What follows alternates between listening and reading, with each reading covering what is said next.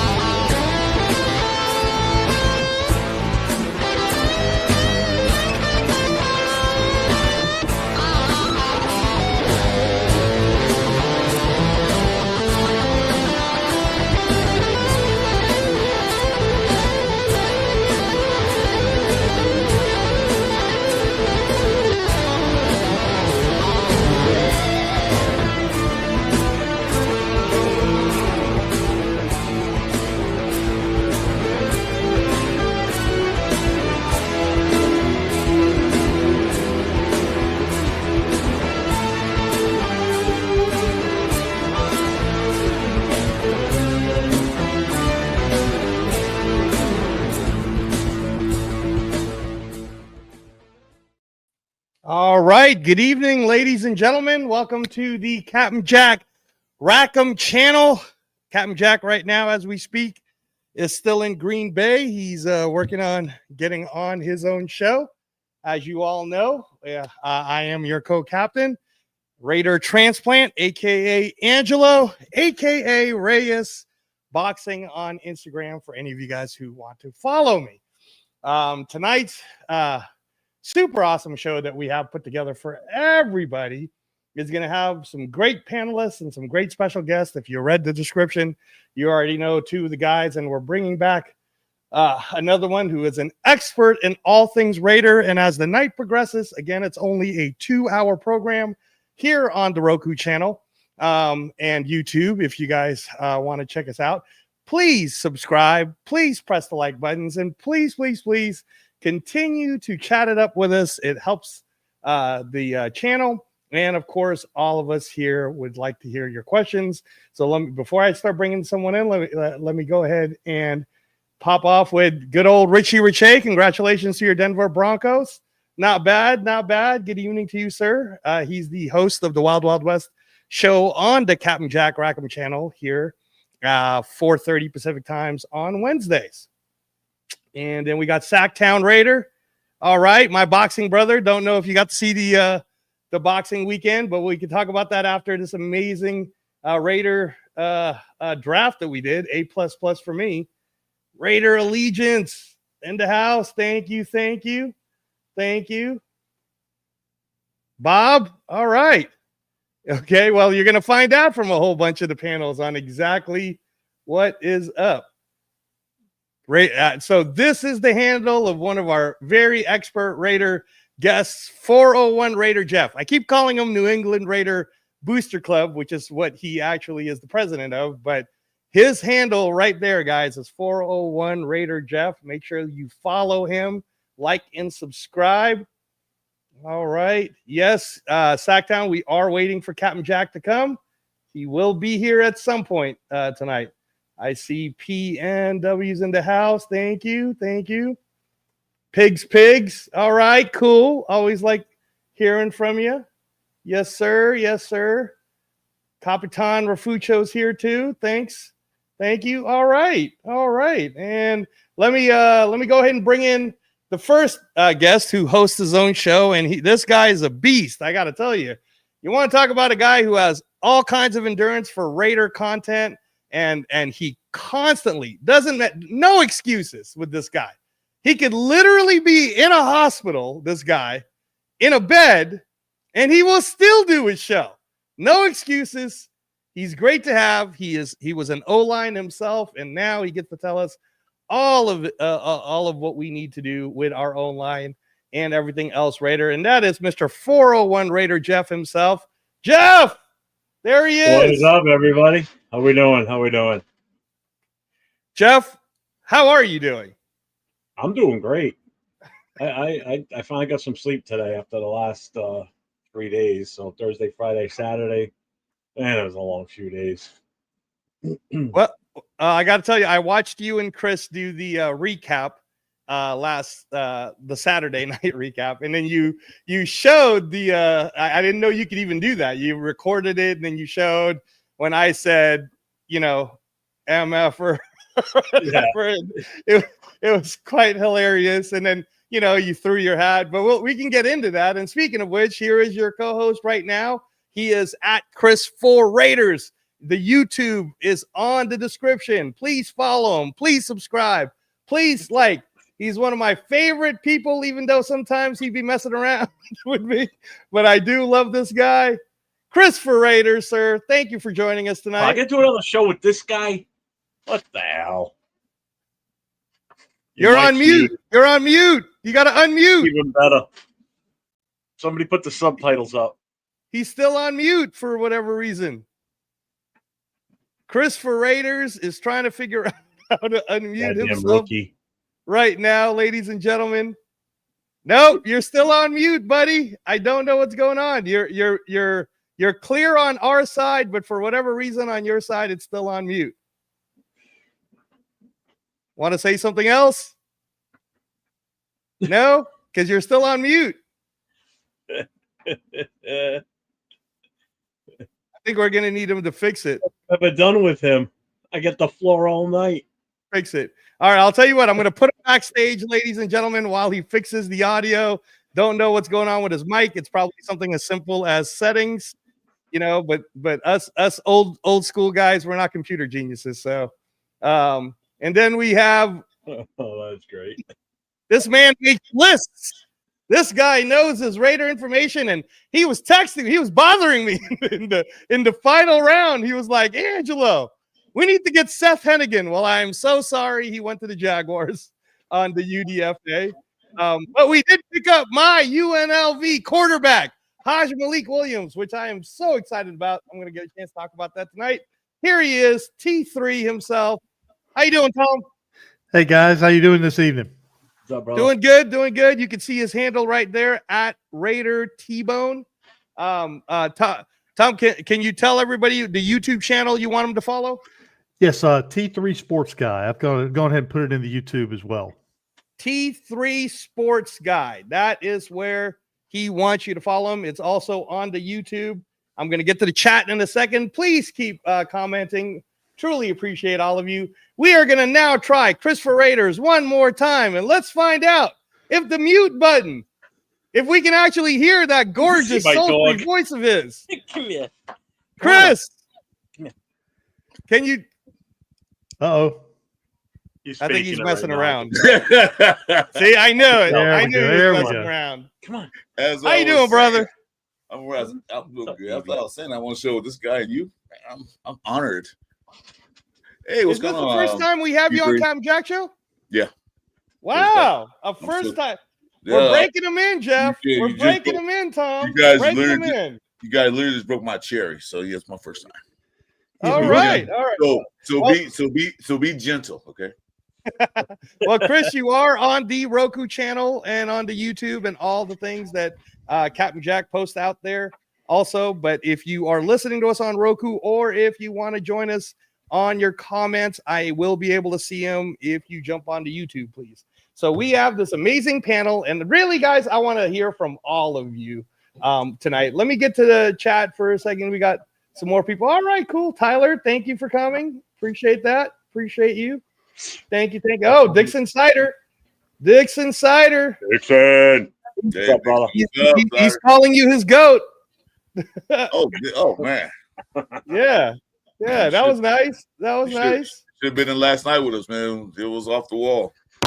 Yeah, no. I watched it when I got up this morning. I was like, oh, let me check the show out, and then I thought it was funny that you replayed the moment, and yeah, it was interesting to see Jeff so angry. I didn't even recognize that he wasn't talking for like 5 minutes. When we watched it last night on the show, what I didn't realize was how long I sat there silent, just staring at the camera.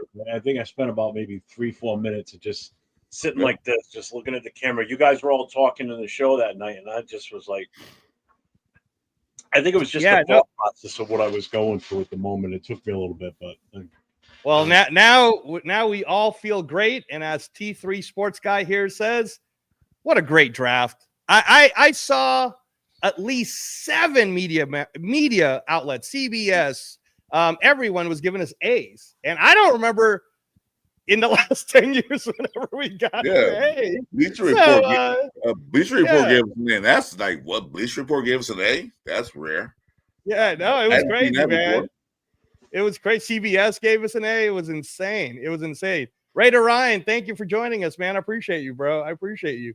But yeah, no, I mean, again, all of us, I'm sure, are super excited about the draft. But let me go ahead and start with T3. You didn't really get to join us on our 7-hour extravaganza with Jeff and Chris on that channel. I was trying to invite him, Jeff, but this guy's working all the time. So, Tom, why don't you tell us overall what were all your feelings throughout the draft? Well, now here's the thing, and people have asked me about this and about trading down or trading up and trying to add more picks. And I think it really comes down to what the general manager and the head coach want. Now, when you're coming off a 4-13 season, obviously there's not a lot of pieces that you want to keep around for the coming year. Now, again, the Raiders had a lot of injuries happen, but of course a lot of the other teams did as well. But it really comes down to the general manager and head coach. What do they want? Do they want a lot of new faces, or they want just a couple of pieces? And I contrast that with the Washington football team. They only had 5 picks in the draft, and I thought surely that they were going to trade out in round 1 to try to get some additional picks, but they didn't. And one of the reasons why they didn't is because they got a lot of young talent last year, and they felt like they only needed to add a couple of pieces. Now, again, with a lot of new faces in here, you're looking at a lot of guys that could possibly make the team. Jack Bache, they traded down to get him in the 2nd round. You're looking at a bigger version of Hunter Renfro. Now, this guy's 6'1". He runs great routes. He's got good hands. Gets available and gets open in space, which is something that Hunter Renfro was able to do. But you're giving him a bigger body. You're giving the quarterbacks a bigger target. So that necessarily was not a bad pick.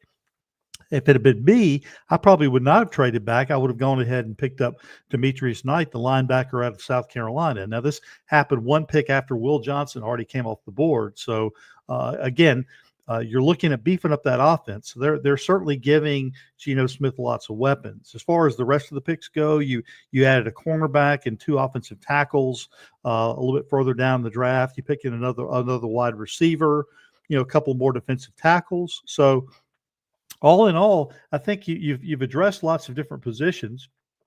I would have liked to have seen them really draft 2 quarterbacks, which they did. They picked up the kid from UNLV, and then they picked up Cam Miller out of North Dakota State. So they did get 2 quarterbacks, not necessarily the 2 that I would have liked, but all in all, I think they did a good job assessing the talent, bringing in different players, filling in different needs, and we'll just see which of these guys make the roster. Now, again, it's hard to say. You've added anywhere from the neighborhood of 15 to 20 new players here. Are all going to make the roster? No. Half of them could, but again, we'll just have to wait and see where the competition meets out and where everything goes. But overall, I was happy with where they went. I think everybody had Ashton Jeanty penciled in at number 6. So I don't think anybody really argues with that. But all in all, I think it was a good draft. All right. Well, there's a lot there to unpack. So why don't we unpack that a little bit, Jeff? Let us know from Tom's comments and just your own thoughts. And Jeff's been on like so many hours, man. I don't even know if the guy sleeps, honestly. He's like a Raider vampire, this guy, you know. I think my body's adjusted to like California time, because most of the guys I'm on with are mostly in California or on Pacific time. So I think that's what's happening to me, is because I'm on so late with these guys that my body's on Pacific time. So maybe if I fly to California, I won't have jet lag. No, we don't want you out here. No. Yeah. We need I think more my Raider wife's vampires. jealousy. I'm spending more time with Chris doing live shows than I do with her sometimes. So Hey, so no, Jeff, but from what Tom said, what do you think? Where are you at overall? Just give us some. I agree with him 100%. I mean, I think the whole draft was a hit. We addressed the major need that we have last season with the running back with Jeanty. It's not the move I wanted to make in the first round. Everybody pretty knows well where I wanted to go. I wanted to trade back at least to number 12, no further, gain an extra second round pick. Then I would have been fine with going an offensive lineman then. And then in the second round, grab a running back and then just fill out the rest of the draft the way they have planned. That was my thought process going into it. I just wanted that extra pick. They did it. They got the extra pick, or picks. They turned them into maybe not gold, but they definitely turned them into some serious value. We address needs. That's what we needed to do, and that's what we did. So. No, I'm glad you're making all those statements too, Jeff, because when I get a chance to talk to everybody about like each individual thing, and me and Captain Jack were kind of going back and forth. He called me yesterday, and then I was just trying to explain to him the context of what the analysts from CBS to everyone else. And it's funny, Jeff, because the one that everyone across the board, it doesn't matter what channel it was, doesn't matter what TV, the one that they were most excited about, that they said, wow, the Raiders got a steal because this guy is a second round grade, was Charles Grant, the left tackle from William and Mary. They were like, oh my gosh, what a steal, right? And apparently, again, the reason why he did not join the combine is he had a minor injury, and rather than taking a risk, he was like, I'm going to get drafted wherever. I'm just going to let itself play itself out. But they were showing highlights of this guy wrestling. They were explaining his story, how when he went into college, he only weighed 240. They played him all 4 years at left tackle. He built himself up to 315. So this is one of those guys who you already know and have already seen in a 4-year college. And he was a true freshman when he started too. Yeah. Right? That he's going to be something. And then a lot of the analysts were actually throwing out these questions, like kind of puts a doubt on Colton Miller. Now, again, we'll talk about that a little later. I don't think that's what's happening, but I want to hear from Chris. Overall on the Captain Jack Show, your first time, 1 through the last pick. Where are you at? How do you feel? Well, starting for the first pick, I was like Jeff. I wanted them to trade down. Unfortunately, I kept my hat on. I didn't throw it across the room. I wanted them to trade down and get some more picks. That's what I wanted. The Raiders did satisfy the needs, and plus they got a running back and a BPA at the same time. So they killed 2 birds with 1 stone. As the draft progressed, I was still worried about, well, who's on a block? I mean, the offensive line last year wasn't stellar. And that's what I was worried about. My thing on the pick, where they got that kid, that receiver, because I kept telling everybody over and over again, we need a big receiver to get down that field and open it up. We don't have that. Then when they got that kid from, where'd he come from? What's the tall 6'5" guy? Oh, Tennessee. That's Dante. Dante Thornton. When they got him, I was happy. I said, okay, now we're in business, because Rock Bowers, of course, is going to catch the ball. Can't really stop. Nobody seems to stop him. But you don't happen next year. They're going to blanket him because they saw what he can do. They're going to try to stop the best way they could. I don't think they can, but getting the big receiver going down the field is going to open it up for Brock even better, and Jacoby and who else are they put in there. But overall, if I would give it a grade, I want to give it an A, not down. It's like my boy T said, that you won't know until in a couple of years. But if we can get 3 starters out this draft on the line, on the starter of whatever position they play, then I say, okay, now it's almost an A. But if they get just one guy, we know Gentry's going to start, but that's automatic. But if they can get 2 more, maybe 3 more out this draft a start, then I'll give it an A. But overall, I was happy. That's the first time I was happy after the draft. No, and that's great. And just like our Raider 123 here says, love it, great draft. Just 2 fixes he's iffy about, which again, we're going to break it down for you guys. That's what the show is about tonight. I'm going to give you a bunch of information. I'm going to give the panel some information to kind of talk about it back and forth. But I'm glad that Chris said the grading thing, because what's funny is I'm forgetting the year, but it was like right before they got to the Super Bowl, or 2 years before they got to the Super Bowl. But the Seattle Seahawks and Pete Carroll, I sent it to Jeff. I'm like, hey, dude, did you know this? They got this grade F for drafting all the players that basically became starters and stars, and that helped them get to the Super Bowl. So, the analyst grading, that's true. We all got A's. Who knows what's really going to happen? The one thing I do know is part of the reason why I sent that post to Jeff is, well, that was Pete Carroll, man. The guy knows how to build a team. We know that from USC. We know that from Seattle and his Super Bowl winning ways. And even on the interview of the press conference with Brandon, who's the head of the scouts, and John Spytek, who was there, the way the both of them were talking, it felt like a unified. It felt like every floor of the Raiders facility, Pete Carroll hits with like an assignment for each person, and no one crosses over with each other. So I really like the cohesion. But you're right, Chris. It'll either be an A or what we will see. I want to put this out here. Pigs. Taylor Elgersma is there. What I would say about that, though, is Elgersma's build is more built for what the Saints are doing. And the reason why I believe our team took Haj Malik Williams, I watched him all year. I watched, and then when he became our quarterback for UNLV, I saw all of when he was there. He actually has more throwing yards than Cam Miller, who won the FCS national champion. His career was also a 5-year career. The only knock on him is he started a little late. I think the COVID year somehow hurt him. So he's 25 right now. But if you want someone to basically play like Geno Smith, that's the guy. And here's the thing about Haj Malik Williams. If you guys start looking at his tape, he runs fast. He was like Lamar Jackson for UNLV. So I would not be surprised if Haj Malik Williams takes both Carter Bradley's position and Cam Miller's position. Cam Miller might end up being the practice squad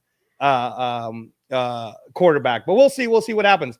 I did want to take the time, gentlemen, to shout out my man, the Ultimate Raider Fan 32.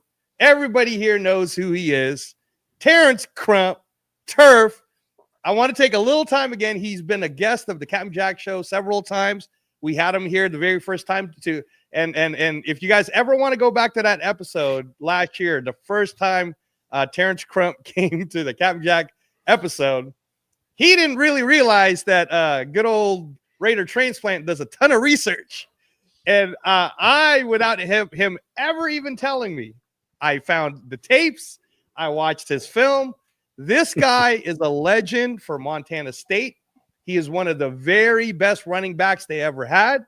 This guy was amazing in college, right? He doesn't like to brag about any of this. So part of the reason why I always push people to go watch his show on Tuesday nights on the Ultimate Raider Fan 32 and on Thursday nights on the Ultimate Raider Fan 32 is when he does the breakdowns. You have to understand that it's coming from someone who played at the highest collegiate level. And they even had a nickname for when they were going to do a touchdown. It was an actual thing that would happen in college, and all of his teammates know about it. When they would say it's the crump dump time, that was the play where basically it's going to go to turf in the end zone when the running back goes straight through. It's not like a flat, but he goes straight through there and catches it. And he actually did that to win a game against their rivals. It was amazing to see. If you guys ever get a chance to see Terren Crump from Montana State, and I wish he would be with us tonight. He's not. If you go back to the show, he does talk about Tommy Mellett and why Tommy Mellett from Montana State got taken. And here's another fun fact for you guys about Terren Crump. And I promise I'll stop after this. His daughter is this amazing gymnast who's like a true freshman right now for the Minnesota Golden Gophers. And Terren Crump has become the official voice of the Golden Gophers. If you watch, they did a 24/7 kind of like what they do with Hard Knocks, and the voice was Terren Crump. Man, it was pretty awesome to hear Terp's voice narrate the whole thing. So please check out the Ultimate Raider Fan 32 YouTube, subscribe to him, listen to him. Great guy. He's the one who got me doing YouTube. He convinced me to do it, so he's awesome. Yeah, he's so awesome. So thanks for the membership, Turf. I appreciate you, brother. Thank you. Thanks, Turf. All right, so let's break it down, guys. Right, I think that it's better if we go backwards, right? Because if we go forward to back, a lot of the questions that everybody's asking is, well, why is it that we took back-to-back quarterbacks in that last two picks in the 6th round when there were running back needs that we all want to address, right? There are running back needs. There are linebacker needs, right? So why? So let me go ahead and spin it back around. Tom, in your opinion, and we're just talking about those two quarterbacks in the 6th. We'll get into Cody Bellinger from Minnesota. Cody. Oh, I don't know why I said Bellinger. Sorry, guys. Cody Lindenberg. The way I remember our linebackers now is we have the Berg brothers. We have Tommy Eichenberg and we have Cody Lindenberg. The two Berg brothers are now, I believe they're going to end up being a part of the 53-man roster. But before we talk about that 7th pick, that last pick, that number 6 pick, Cam Miller, and then right before that, the number 5 pick, Montana State's, or the one right before in the 6th round, Montana State quarterback Tommy Mellett, and both of them played each other on the national championship game of the FCS. So, Tom, what's your thoughts on why we did that? It's my understanding that Mellett is going to play more of a wide receiver position with the Raiders than quarterback. Now, he might get some touches, but again, I'm looking at that as more of a conversion. So, but I think when we looked at it initially and saw that we had quarterbacks drafted back to back, that scratched a lot of heads. But again, I think Mellett is going to be more converted into a slot. Again, I'm not sure if he makes the team, but you could certainly see a lot of action during the preseason.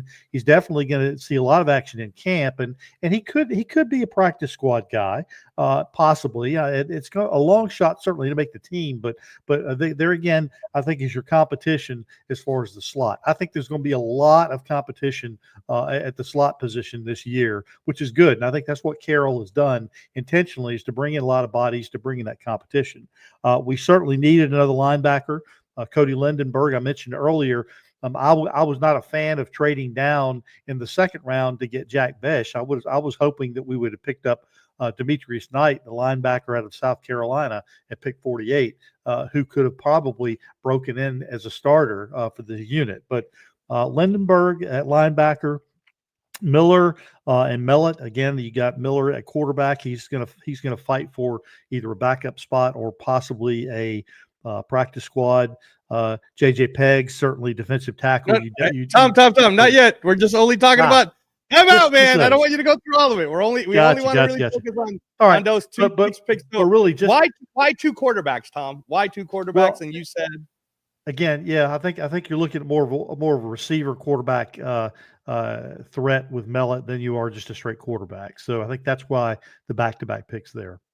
Okay, Chris, why the two quarterbacks, man, on that final pick? I know you weren't that excited about it when we were on the show, but why the two quarterbacks? They'd either draft a quarterback, like we keep saying, draft a quarterback every year. I said why, because I looked at why is two quarterbacks, but like you mentioned, they probably don't convert him to a wide receiver, which it is Captain Jack. Yeah, no, go ahead and finish up, Chris. I'll introduce Captain Jack. I don't know why. They drafted a quarterback who was FCS champion. That's awesome. No, it's Mellet. Yeah, Tommy Mellet. Yeah, Mellet. Actually, that stunned me. I didn't know what to think about it. Like, what are they doing? But we still need, like you said, we need a linebacker. I hope they draft another running back just to have just to back up Marcel and Gentry. But I'm still puzzled about it. If somebody can answer the question for me, I appreciate it because I'm still baffled about it. Why draft two quarterbacks? I really can't tell you.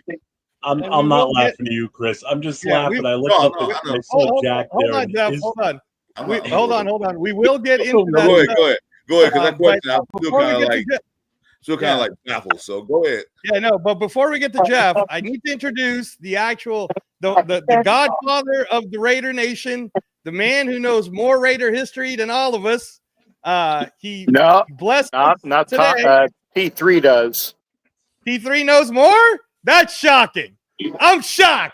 I'm gonna need to see like a one-on-one trivia where I'm the one asking questions, and then one of you have to buzz in and see. I might know more, but I'm not going to profess to know more than Tom Jones P3. Okay, this way I'm covered. Okay, but I would say that my Raider knowledge is right up there amongst the top. Well, we now have Captain Jack Rackham all the way in Green Bay, joining us tonight. We're so very honored, sir. Thank you for taking the time to do that on your own show, of course. But I was going to ask you, since you know so much, Hunter Renfro just agreed to terms with the Carolina Panthers. That is breaking news. So, what's your thoughts on that, Cap? Like, how did that happen? I know you have some ties to Renfro. And I'm happy for Hunter, and I think I said this before, that Hunter was not going to play for anybody but us or the Carolina Panthers because that's home for him. I think that and again, I'm very happy that he has decided to come back and he has devoted himself to getting better. Because again, when he got walloped a couple of years ago and had the injuries and the concussion and things like that, plus he was playing in a shitty offense. When you're playing for, and this is just for my boy Jack Kenna, when you're playing in McShitnuts offense, because I told him he couldn't use that term for McDaniels. That's what brought on a lot of the hate and the it was the shitty offenses and whatnot. He got shellacked, and so I'm very happy that he has turned it around and is in a place where he needs to be. And again, he will be well used in Carolina, and just like Andy Diaz says, is given another chance to prove what type of receiver he is. And the other thing is that it's not that the Raiders didn't want him, is that maybe Chip Kelly has his visions on what he's earmarking for this offense. Remember, we got a guy, and I'm if you haven't already stated it, Angela, I'm sure you said we got a guy that might project to be our newest version of a Fred Biletnikoff, sticky fingers, grabs everything that he can, much like Jacoby Myers does, because he doesn't drop a lot of balls easier, but he's big and he's tough and he gets up for the ball. And I'll tell you, Cap, I'm glad you brought that up, because what we're doing to start the show is we're going backwards. So we started with the 6th round picks first. Right now, we're talking about the two quarterbacks, and I'm about to get Jeff's take. But guys, before we go, I want to acknowledge the chat. I do want to say that it's from Captain Jack's own mouth the man who knows more Raider history than any of us, and he's calling Jack Besh the next Fred Biletnikoff, possibly. That's high praise from Captain Jack himself. But if you do watch the highlight tapes, looks pretty darn close. So, with that said, Captain Jack, want to let you know that where's the flag? I will say that there was some highlight tape that was given to me by a very, very smart person on this panel. Can't say who, but he is a Filipino. So I can't take full credit for that. But yeah, when you look at the tape, you're welcome for the film. That's the guy. But this is the guy. There's two people, and I think we mentioned this, that I actually knew about quite well. Actually, three if you talk about Cam Miller. But when you go to DeAndre Thornton, the speedster out of Tennessee, and what he brings to the game, he's the guy to stretch. Kev, I want you to save it because we are going to talk about Cam Miller after we get Jeff's takes. So I promise I'm going to let you talk about Thornton when we get to Thornton. We're not at Thornton yet. I'm eating dinner. I looked at my watch and said, "Look, see, gentlemen, I got these are." Oh no, he cut off. So I want to acknowledge. He just hit the end button. I want to acknowledge the chat real quick, Jeff. Then I want to get your takes on the two quarterbacks. Where's the flag? Says, "Hey, sweet, I'm barely late." So that's, I don't know who that is, but Captain Jack, someone's calling you sweet. Aunt Six, it was nice to join you on Jeff's show the other night. Thanks for joining us again tonight. Awesome. We got Chewy Smoke'em 559. Thank you for joining us tonight. Appreciate you, man. Appreciate you. That's just... Let's see. Turf, what's he saying? What to do? Yep. Yes, sir. Let's see. Did I leave? Yes, you did, Cap. Okay. And the cat was insulted, Cap. I'm just kidding. Here's the thing: is I've been pushing buttons accidentally because I don't normally. Okay. Hopefully. Hello.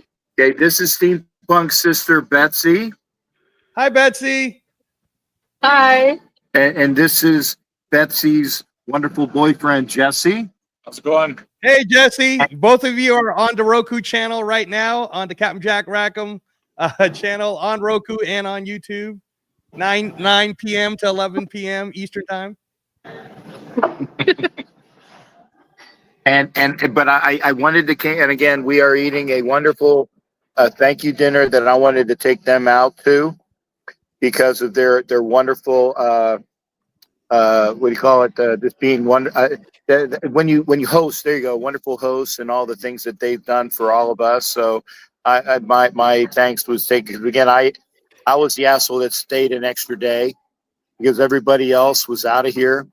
So I bummed around. So I apologize if we're not going shotgun on the pick. So I apologize, Angelo. Again, but I needed to make an appearance because I told you I would. But we've had the what is it? The appetizers come out, and I just wanted to do quick thoughts. Obviously, I'll let all you guys do the rest. And again, I thank everybody for being here, doing the show for all of us here.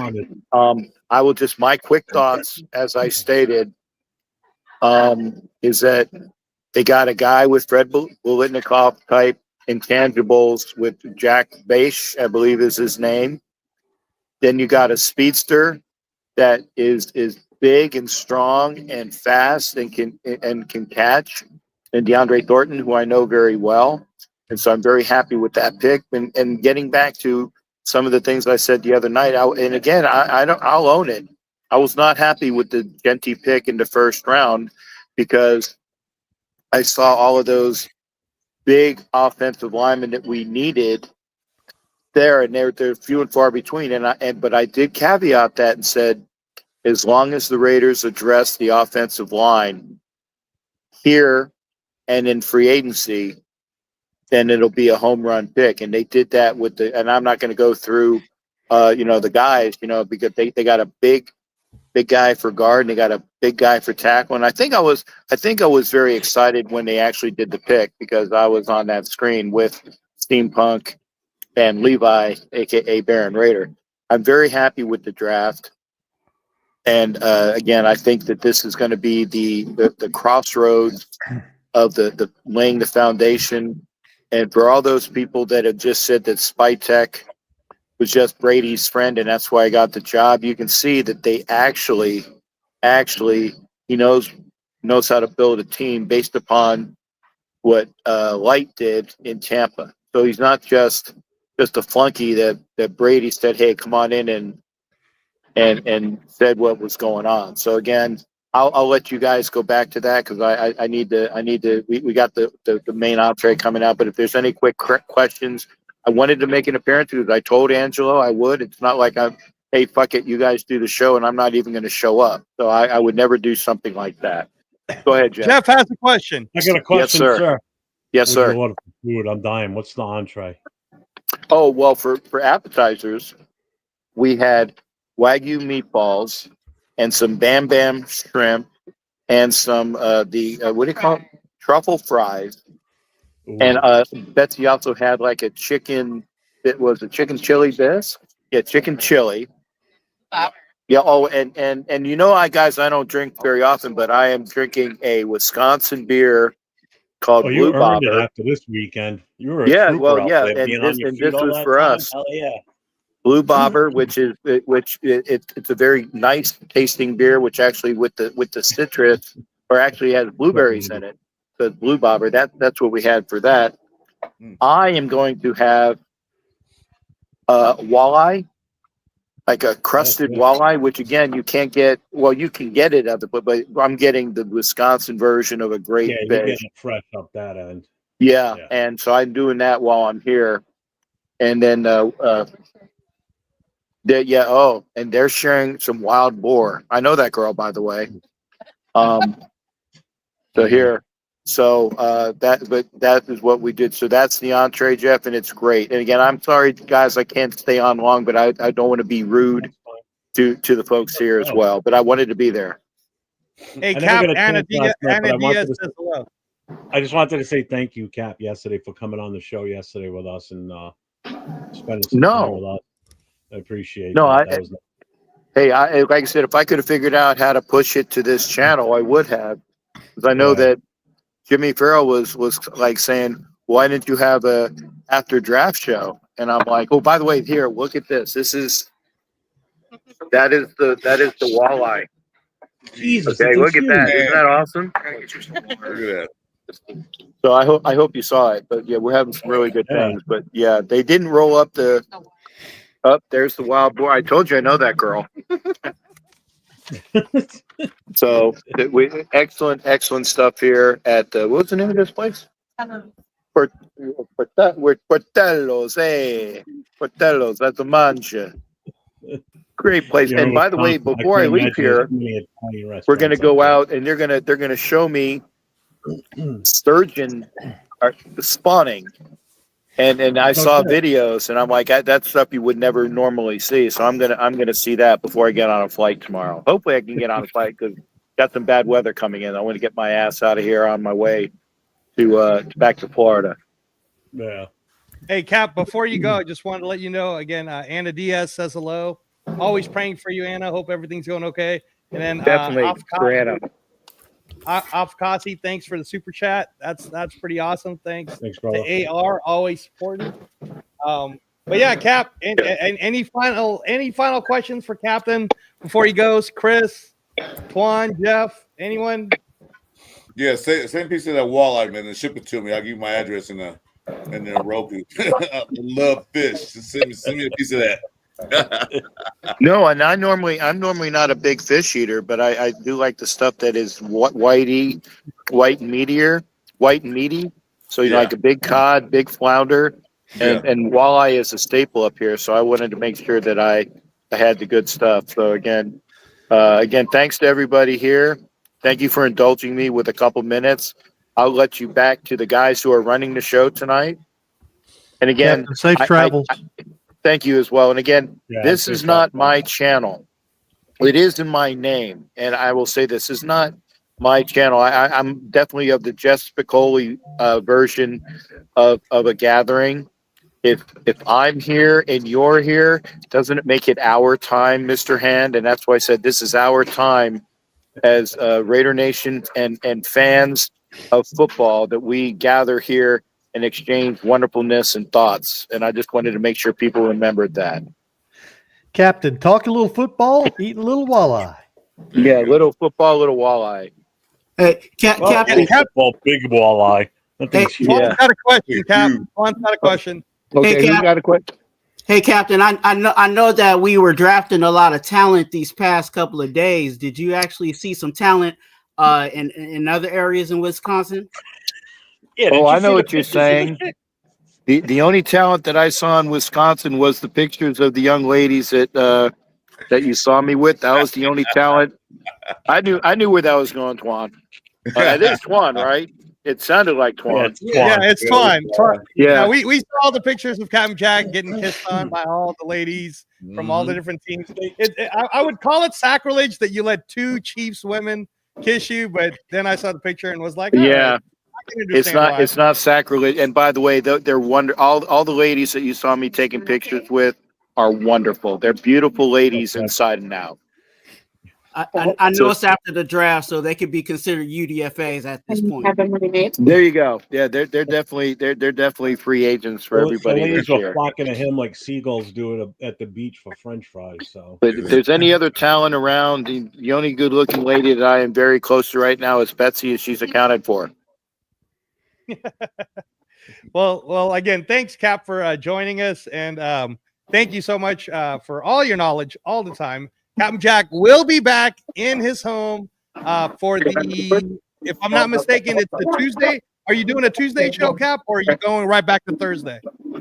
If I have some things to talk about, maybe I'll do something on Tuesday.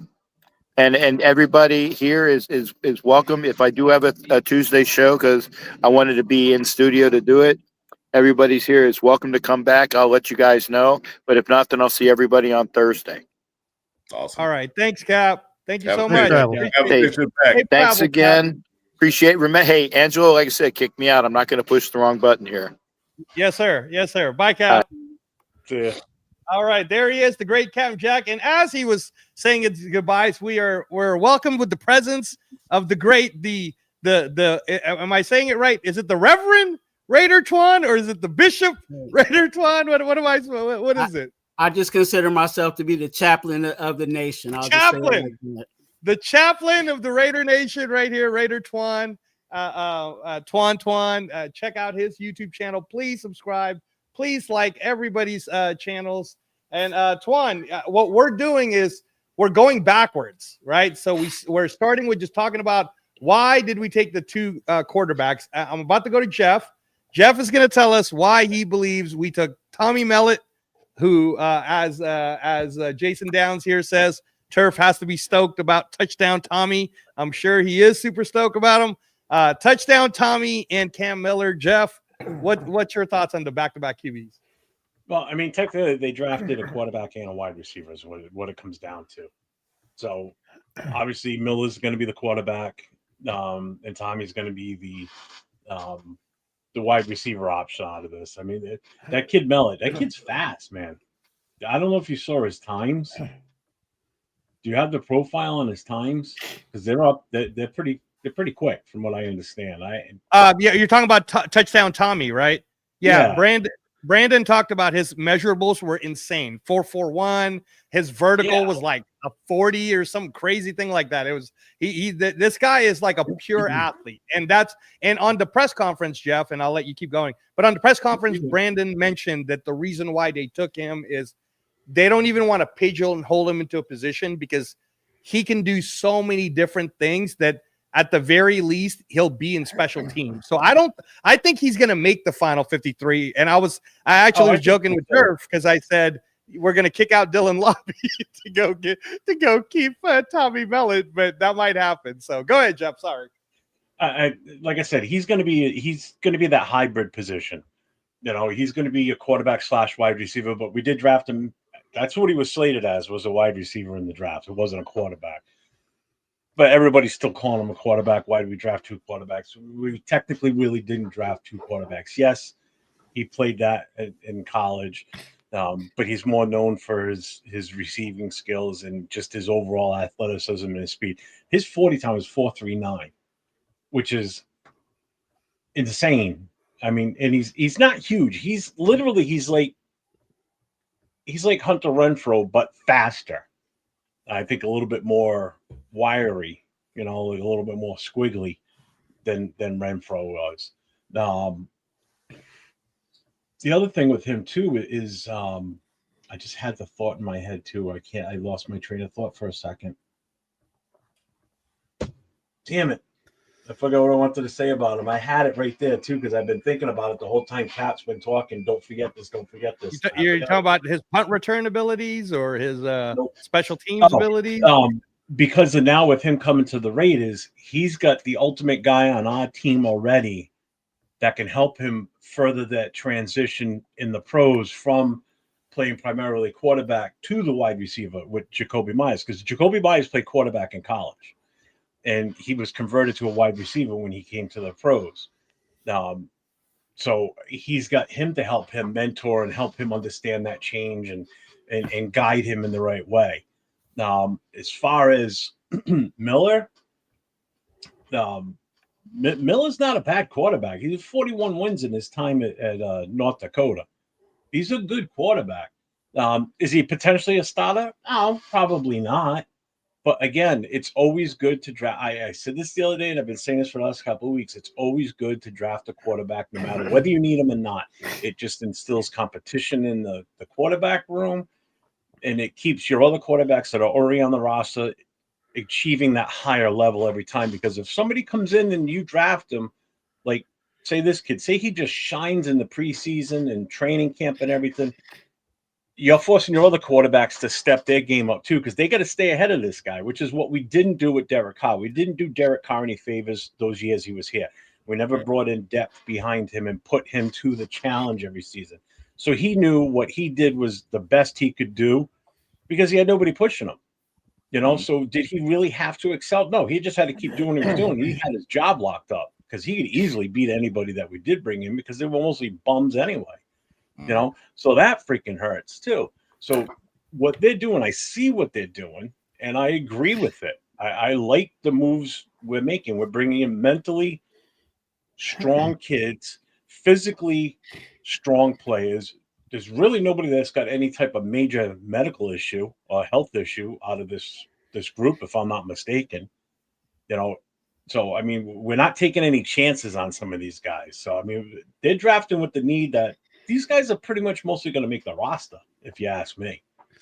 So I don't have a problem with the two quarterbacks that we're taking. I know Turf's ecstatic. I was watching him last night on the Raider Syndicate, and he was beside himself. He was so. As soon as I saw us grab that kid, and I knew where he was coming from, I'm like, Turf's got to be ecstatic right now, and he was. He was psyched. I mean, his alma mater. You got a player. Jeff, any overall feelings about Cam Miller as the guy who might be taking over for Carter Bradley or anything like that, or not much? Oh, I think he's probably going to beat out Carter Bradley. I had that feeling. Yeah. I think Bradley's time here might be done. Because think about it. I mean, if you want to look at it on pure numbers alone and keep that all of them listed as quarterbacks, that means we've also got 5 quarterbacks in our locker room right now. So convert one to a wide receiver down to 4. I don't think you're gonna. No, I think Brad. I think he's gone. I think he's gonna be gone. All right.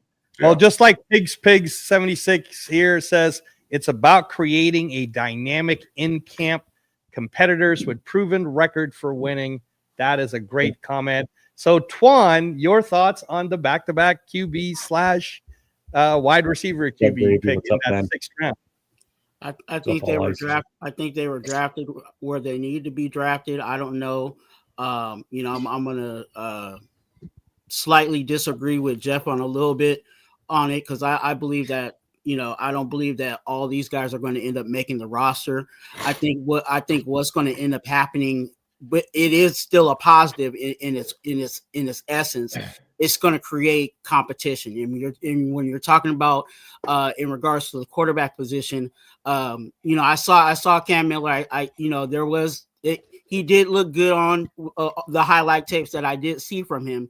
But we already know and that the number 1 spot is already locked. There is almost no way that any of these quarterbacks even if they had their best day, that they were going to supplant Geno Smith. So we already know who our number one is.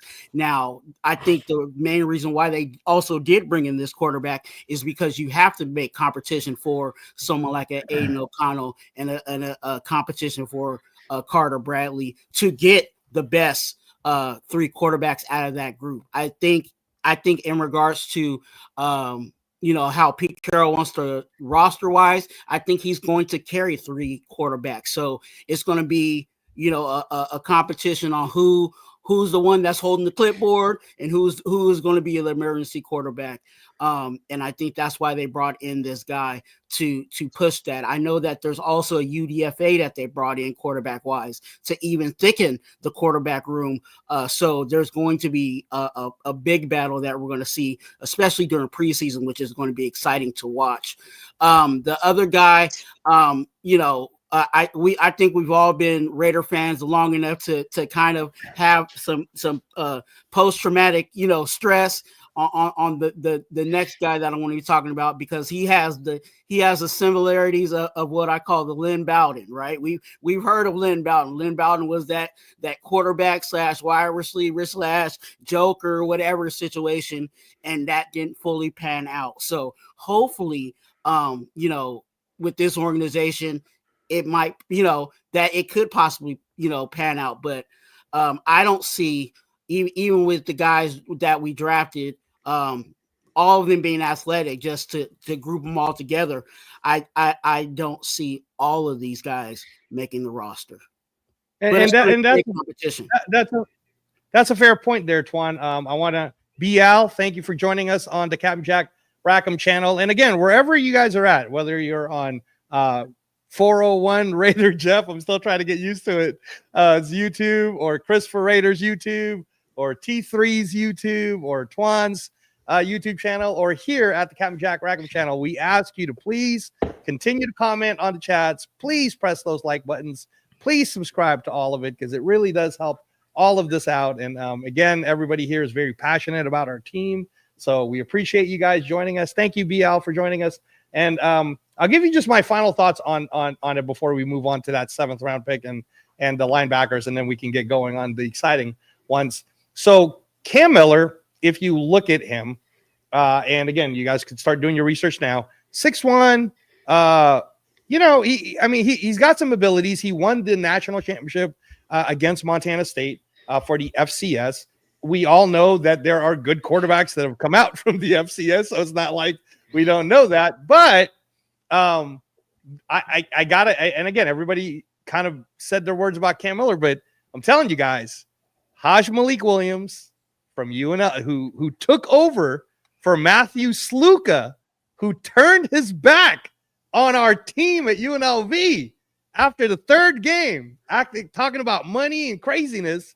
And Malik Williams, who was actually the better quarterback, proudly sat behind him and said, you know what? I'm going to do what's right for the team. And as soon as he took over, UNLV took off to the point where we almost went to the playoffs. We almost beat Ashton Genty and Boise State. That almost happened. It was that close of a game. I was there that night. That's why I also know Ashton Genty is the real deal. But I'll tell you this about Malik Williams and why I believe the Raiders took him. If you think about Geno, the way he throws, the way he rolls, the way he moves, Malik Williams could do all of that. But the one thing Malik Williams does even better than Geno is when he takes the ball and he takes off, he's gone. So just on a practice squad alone, it would be helpful to have Malik Williams in the team, because he would be able to kind of emulate some of the things that Mahomes and some of these other running quarterbacks could do to us. So this is why I believe Carter Bradley will most likely be kicked out, and it'll most likely be Malik Williams. The contest now that I'm interested in, guys, is Cam Miller versus Malik Williams, because we already know Aiden O'Connell's going to make it, and obviously Geno's there. But if the Raiders choose to carry a third in the 53-man roster, a third quarterback, I could see it being Malik Williams. I could also see them saying we're only going to carry 2 and then we'll just drop them to the practice squad and hope that no one takes them and stuff like that. So we'll see. And then you guys already pretty much said it. And Turf was texting me about Tommy Mellott. And yeah, he's so crazy athletic that would you guys rather have Dylan Lobby fumbling the ball, or would you rather have Tommy Mellott be the special team? So I'll take Mellott. I'll take Mellott. Yeah. And I think that also I think he's a little faster than Lobby. I don't know how fast he running again. Jeff 4.39. 4.39. At least faster, and he's looking more elusive. Like I seen watch some of the tape on Montana, and he got that feet, that quick shift feet, and he gets going. He could pretty fast for a white boy, that's for sure. I gotta say that much. I mean that's for a white kid coming out. And man. And another thing on top of that, he can jump. So, but anyway, I think he'll take Lobby's spot because the guy looks swift. I mean, there's fast, there's quick, and there's swift. There's swift is like he's gone. So I think he'll take Lobby, the heartbeat. All right. Well, let's move on, and hopefully everybody's getting kind of the opinions. Again, thank you to the chat. You guys are rocking it tonight. Chat lives do matter, so thank you very much. Continue to put your questions or your comments on the chat. We all appreciate it on everybody's channels. 7th round pick, we finally picked up a linebacker, and when we were on Jeff's show, we had been asking for a linebacker since the 4th round. We kept going, hey Jeff, what do you think about this? Hey Chris, and then they just kept passing, and we're like, all right, man, they got to get somebody. And I think it was a 805 Raider, Paul, who said, him and I were kind of going at it because I like Jackson Woodard from UNLV, who ended up getting signed to Seattle. He called this guy out earlier. Yeah, he called this guy. He liked Cody Lindenberg from the Minnesota Golden Gophers. And if you guys watch him, he's going to make the team. Part of the reason why he will make this team is because he captains everyone too. He teaches everyone. So he's a culture kind of guy. And I can see him totally making the 53-man roster. I'm not quite sure. I don't think he'll be starting or anything like that. He's probably at least a 1-year project, possibly a 2. But before I get everybody's takes on this, I do want to let you know that we also picked up 2 more linebackers. One kid from Baylor, Matt Jones, who looks pretty good. And then the other kid from Indiana. I'll get you the name once we get going and everybody's talking about it. But sent over the tapes. I think I sent it over to Jeff. I sent it over to somebody, and I was like, "You did." Hey, I had so much going on today. I didn't get a chance to watch any of it. Yeah. But I don't know. Like I can see one of those guys beating out some of the other guys that we already have under contract too. So it's going to be a very competitive linebacker room now that we have that. Oh, you mean like Eichenberg's position might not be safe? No. I think Tommy's going to stay because we picked him 5th. But they must have really found something they like in him because I was thinking heavy on linebackers during the draft is the thing. Yeah, I was thinking more like if you watch Amari Gaynor and then you watch these other 2 that we just took in Matt Jones, and I'll remember the Indiana kid's name in a sec. They can kind of do all the things that Amari Gaynor can do, so he might be the one that gets taken out. But there are others that are I'll start naming them once you guys start going.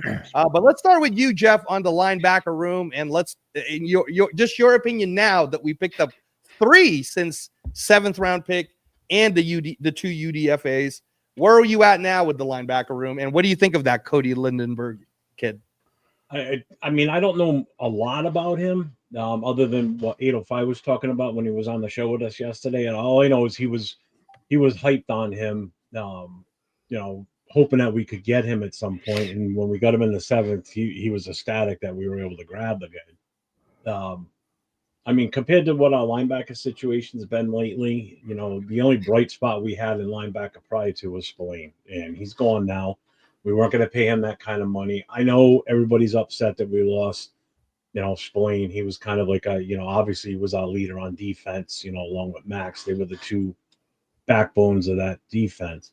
Did we improve the linebackers since Spillane was gone? Maybe. We don't know yet. It's kind of hard to really put a grade or a feeling on what we did with this linebacker room right now because, number one, we're 24 hours from the end of the draft, or just a little over 24 hours from the draft ending. We've picked up undrafted free agents. Until OTAs start and training camps and reports start coming back out as far as, how this guy looks, from all these different beat reporters, and then spreading the word, and, fans being in the practice, watching the practices and getting a feel for it. Until that time comes, I got to reserve judgment on pretty much almost all of these guys that we drafted. You have to. And we're bringing in from undrafted free agents. Because until that time, it's all just, this guy looks good. He looks great on paper. Until we get into the physical aspect of the practices, really can't you can put a grade on how we did in the draft with the talent available of these players, from their college time. But you can remember, different beasts, college to pros, man. Once they get under the spotlight of the, the pro level, playing with, grown ass men, it's a different story. Some of these kids may fold, some of them may actually shine. You never know. So I got to kind of reserve judgment on the linebacker room right now. Did we do better? Who knows? We brought in bodies though to compete. That's the big thing. Well, and that's a fair sentiment. The other kid's name is Jalen Walker from Indiana. So Matt Jones from Baylor, Jalen Walker from Indiana. You guys who are listening on the Roku channel or on the YouTube channel or Facebook or any of the Captain Jack network or everybody else's Here's network, look them up. Jalen Walker is kind of like Amari Gaynor. That's what I was saying. We'll see what happens there. T3, what do you think about the linebacker room now that we picked up all these people? All right, I'm gonna talk about the linebackers real quick, and then I'm gonna jump ahead and just talk about one of the player because I've got school in the morning, so I'm here on the East Coast, and I've got to cut it short. So I'll. Don't worry about those kids. They ain't paying attention anyway. Yeah, I know. Kids. Anyway, as far as the linebackers, I think I mentioned this previously. I was not happy with the fact that we waited as late as we did to get a linebacker. When the second round came around and the 48th pick was there, I was hoping that the Raiders were going to pick up Demetrius Knight, the linebacker out of South Carolina. Instead, they traded back and got some additional picks. But then when it got down to the pick of Dante Thornton, the wide receiver out of Tennessee, who I know people are raving about, Danny Stutzman, the linebacker of Oklahoma, was right there, 2 picks behind. That was the other guy that I was hoping that they would pick up to fill that linebacking need. He's a guy that I'd had penciled in numerous mock drafts, and that was another linebacker I thought got away. So the Lindenberg pick was good. Again, he'll probably make the roster. Do I think he's going to be a starter? I think that really depends on injuries. There were some guys that got thrust into positions along that starting linebacking core simply because of injuries. So one thing that the Raiders have done over the years is they've neglected that linebacking spot, just like they've neglected the defensive tackle spot. And when that happens and you don't have that consistency in the pipeline year after year, you end up thrusting people in who are in over their heads. Now, I will mention one of the player, and I think it's probably the next one that's up on the list to mention, and that's J.J. Peggs. He's the defensive tackle that was selected at number 180. Now, I'm going to put this in the YouTube comment section also. J.J. Peggs is my sleeper of the entire Raiders draft, and I'll tell you why. He is at pick 180. His measurables, the program that he comes from, he came from a Mississippi program that was just a stud program up and down the line.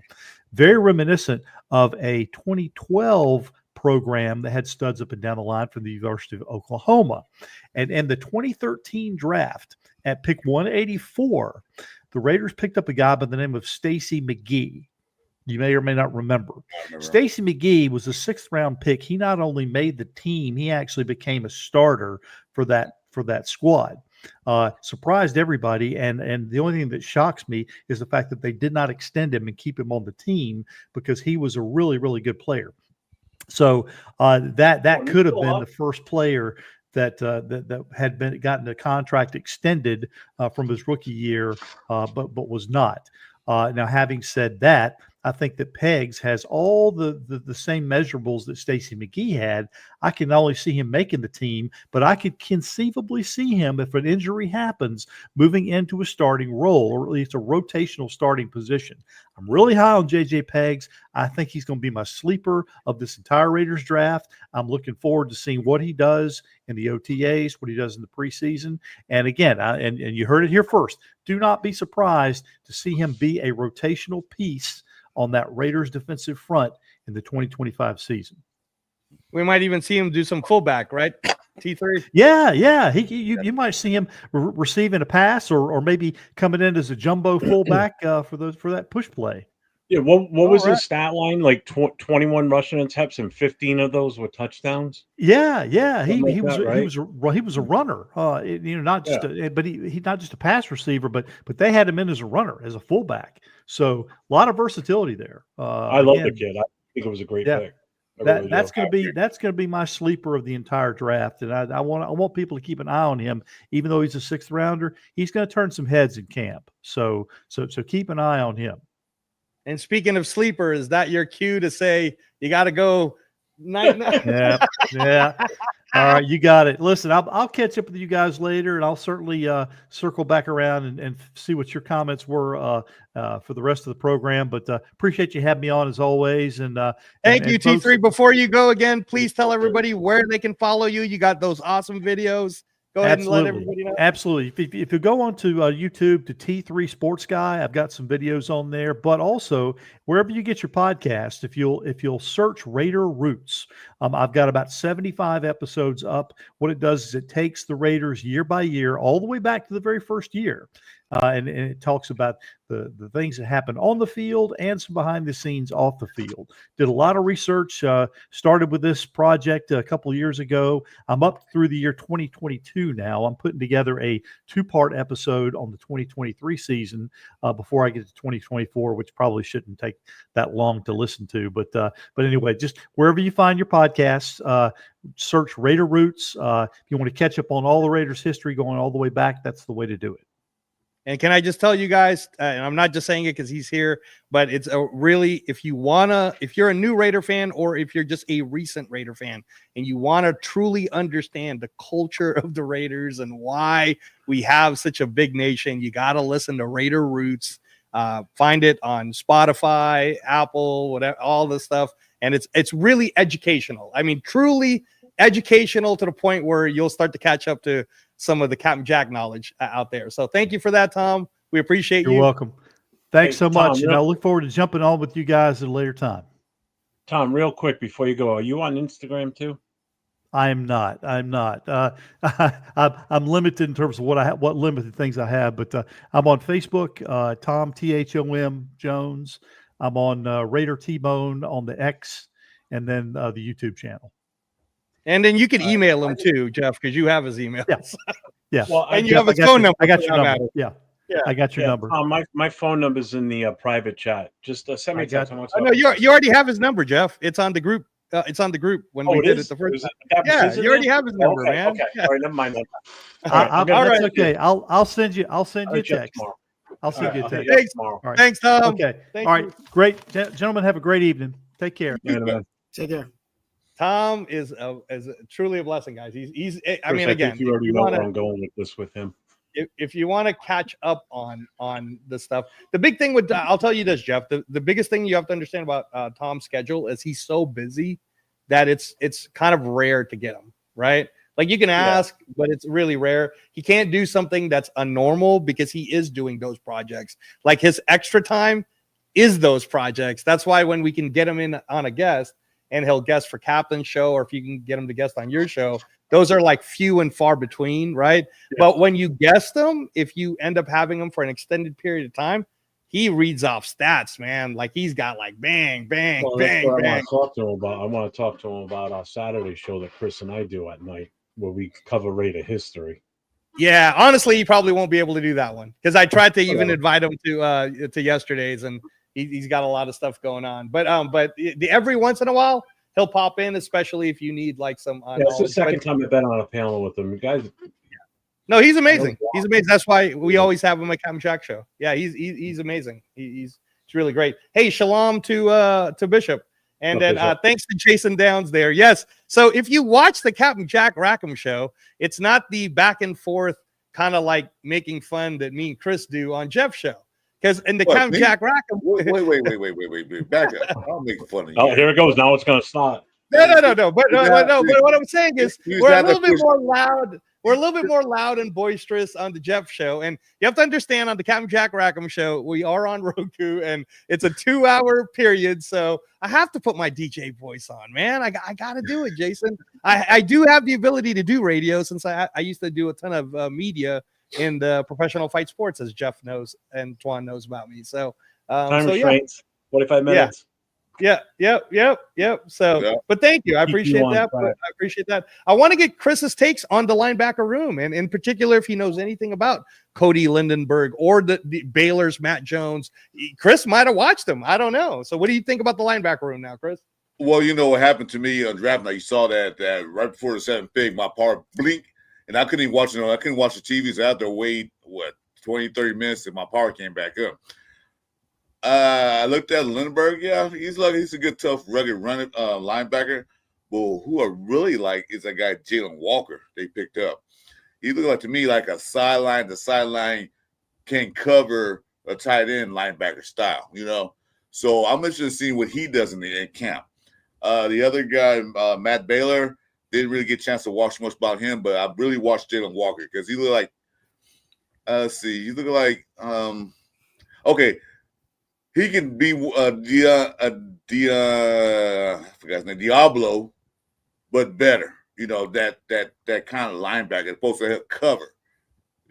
So I'm gonna see him. The other guys I haven't watched yet, but I did see on Jalen Walker because I thought it was the other Jalen Walker. I said, wait a minute, I thought he got drafted, but it's not. It's a different Jalen Walker. But I think I like him better than the other guys, but we'll see in camp. The Lindenberg guy, I really get a chance to watch it. He'd probably be more like a Spillane type linebacker. What I look at is some of his. That's correct. That's correct. He could explain. So, like I said, he'd probably be one of those. Depending on the defense situation, he'd probably come in for a certain type of defense to take Roberts or Devin White. Because Devin White's older, so you know, I don't know how much injury history he has. So you got guys that these guys get hurt. They won't lose us. They won't lose a step because our biggest thing was that somebody get injured, we fall down. You know, we go backwards. But now what they drafted, what they picked UDFA, if somebody go down, we won't lose a beat. We're right back. We're still the same. We haven't changed. We haven't slowed down. So I like Jalen Walker, Lindenberg. I want to check out some more later on, and the other guy, Matt Jones. Is it Matt? Yeah, Matt Jones. I'm gonna look at those guys' tape and see how they are. But or in all, we need linebackers. I'm mad that we went so late to get them. I wish we got the other guy from Georgia, but somebody was picking him up. But other than all, okay, we'll see what we got. Great, thank you, Chris. And real quick, Twan, I just want to shout out to all Eyes on G. You're awesome, man. So thank you very much for joining us tonight, guys. I'm doing the best that I can to catch up. So please. Trust me, I'm trying to put up your comments, but I'm a little bit behind. Twan, your thoughts on the linebackers with the 3 new ones we picked up and how our linebacker room looks now? I'm looking at more roster-wise, and I think what this organization is doing is they're trying to flush in not running backs, but linebackers for this team because, to be honest with you, the only starter that we have, a serious starter, is Roberts. You know, we want to say Devin White's a starter, but they didn't give him starter money. They gave him a 1-year contract and said, hey, prove it. So they're not even believing that he can be that, you know what I'm saying, to solidify what we have going up front. So they're bringing in guys, and, you know, the Amari brothers are on notice. I'm talking about Amari Gaynor and Amari Burney. I think those guys are on notice with the guys that they're bringing in, and that's where the competition is going to really get really nasty for those guys. And I'm all for it.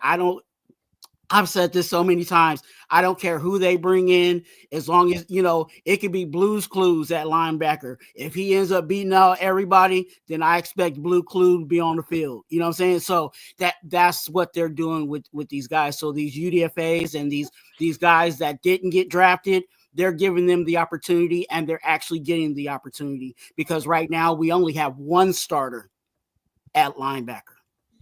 No, that's a great take, Twan. And before we go on, I told you guys earlier when the show at Roku started that we may have a very special guest coming on, and here he is right now. And I wasn't talking about Captain Jack because it's his show. He's not really a special guest. He's just a special person. But I say special guest because this man, when I tell you that his show is really helped build this friendship during my time of recovery. April right now is Donate Life Month.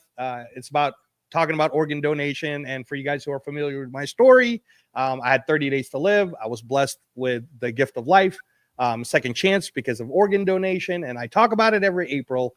And this guy, I don't want to get too emotional, but he really brought me into the fold, had me on a 5-hour show with Stuart Schwaggart and Captain Jack. And I'm proud to call him a friend. I can tell you guys right now, you go to his channel every single day and there's always content, and he brings in great interviews from people. And this is not only a true Raider fan, but I think he's starting to get to that Raider analyst, Raider media, I might want to say, and he might have a press pass here real soon. But I'm talking about Protect the Shield podcast all the way from Ohio.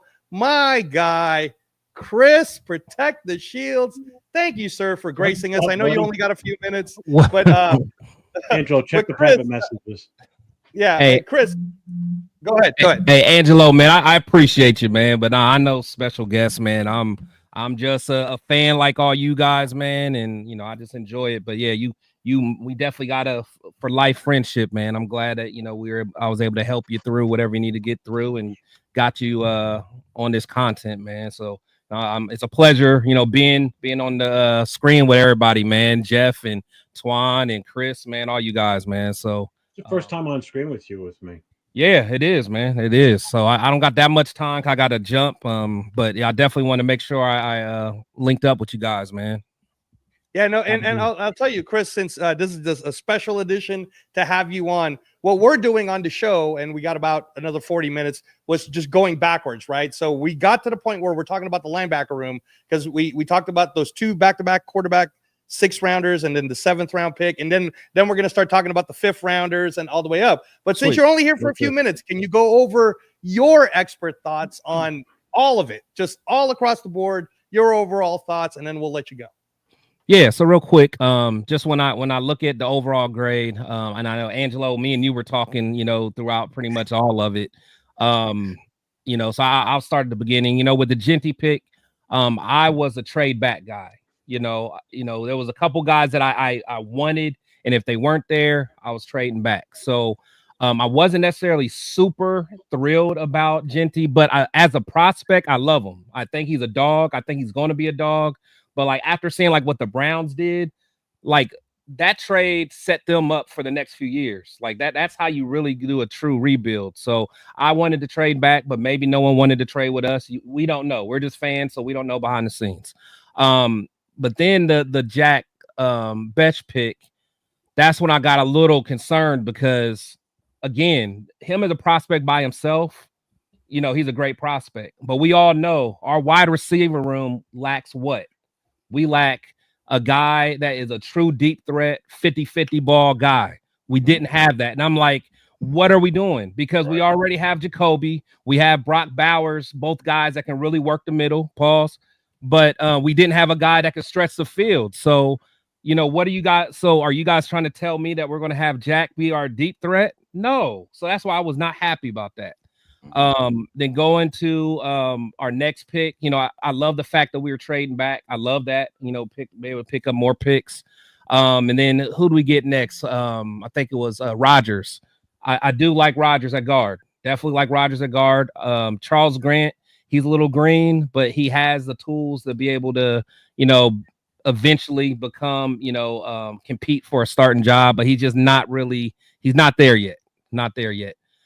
But day 3, when we got Thornton, that is when things started coming together for me, because it's like that makes, shout out to my boy Severe, because he was he says it so eloquently, but that made the rest of the draft picks kind of make more sense, because just having him on the field is going to help Genty. It's going to help Jack. It's going to it's going to help Gino. It's going to help everybody at that point, because now we got a guy that's going to take that that's going to get that safety's attention. Yeah. You better not leave him one-on-one with a 6-foot corner. You better not, because we'll get it done, because Gino can throw the deep ball. So I really like that. Then after Thornton, who do we get? I'm trying to remember. That's when we got after Thornton. After Thornton. Oh, I forgot about Porter. My bad. Yeah, that's what I was. My bad. My favorite pick was actually Darian Porter, because we definitely needed an aggressive corner, a guy with size, a guy that can run. And then when you think about pairing him up with Jacorian Bennett, we probably had the fastest pair of DBs in the league. On top of Eric Stokes, he's a 4.3 guy. We have Palomal, he's an athletic freak. And then even our safety that we just got, he's a burner. We probably have the fastest DB room, so I'm excited about that. And then going to Tonka was a head scratcher for me, because there were some other DTs that I wanted, like I know Cam Jackson was on the board, Farmer was on the board, there was a couple other guys, and again I wanted a 2-gap, nose tackle type DT, where we did get him, with what's his name, JJ, what's his name? Okay, yeah. So he's more of that. So I definitely love that pick. So then the 2 6-round picks, a little questionable. I'm learning more about them. I know a lot of guys are trying to say we got Julian Edelman 2.0. So it's like I always want to pump the brakes on that, because we all thought that we had Christian McCaffrey 2.0. So let's just wait and see what happens. But then I think he's more like Renfro, a faster version of Renfro. Renfro. That's my opinion. Yeah. I don't think Edelman at all with him. Tougher, bro, a beast, but yeah, for sure. So that's kind of where I'm at, man. Hate to be so long-winded, but that's kind of where I'm at with it. And that's why I wanted you to do that, because I know you got to go. There is this, and I want to bring this up, Chris, because Edward Winchell says, I think AOC better start putting the word out. He'll be available. What do you think about that? Now that, because my boy Haj Malik, man, that's my guy, Haj Malik. And I said I wanted a bunch of UNLV guys to go to the Raiders, but when he went on, I was like, Carter Bradley's out. And in all honesty, man, I think Cam Miller might be a practice squad guy, because Haj Malik could do everything that Gino can do. I mean, not to Gino's level. I'm just saying ability wise, he can emulate, he can mix and match. Well, what do you think about that comment? Do you think AOC's gone, or do you think something else? No, you actually got me hip to him, man. In fact, I remember talking to you during that Boise State UNLV game, and you got me hip. Actually, you got me hip ever since that UNLV quarterback quit on you guys. So what it does tell me is Chip Kelly is bringing in athletic quarterbacks, and the only athletic one that we don't have is AOC. So a lot of times when you're trying to build an offense, you want all your quarterbacks to be able to run the offense the same way.